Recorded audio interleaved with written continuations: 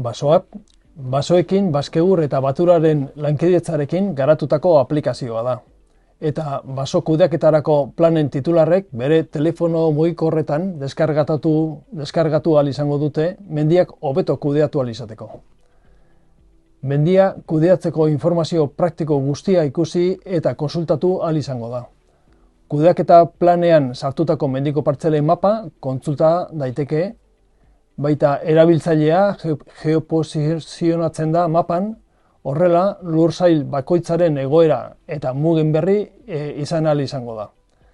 Partzela bakoitzari buruzko oharrak edo argazkiak erregistratu ahal izango dira dagokion lekuan.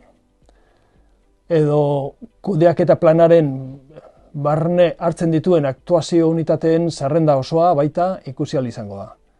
Aktuazio unitate edo partzela bat aukeratzean horri dagokion informazioa zabaltzen da. Une bakoitzeko urterako aurreikusitako jarduerak bizitatzeko aukera ematen du alboko erlaitzetan. Baina baita hurrengo urtetakoak ere. Halaber, aukera ematen du aurreko urteetarako programatuta zeuden eta egin ez diren jarduerak errepasatzeko. Horrekin, une bakoitzeko eta urteko, aurreko urteetako eta ondorengo urteetarako jarduera guztiak balora daitezke. Programatutako jarduerak urte batetik bestera mugi daitezke horretarako arrazoia jarriz. Programatutako jardueren bat bertan bera uzten bada, erabaki horren arrazoiak aipatzeko aukera ematen du.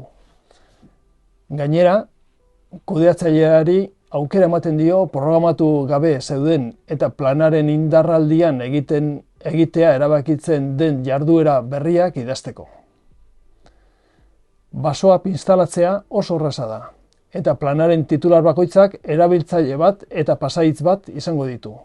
Baso kudeaketako planak biztaratu eta kudeatzeko. Euskeraz zein gaztelaniaz egongo da eskuragarri.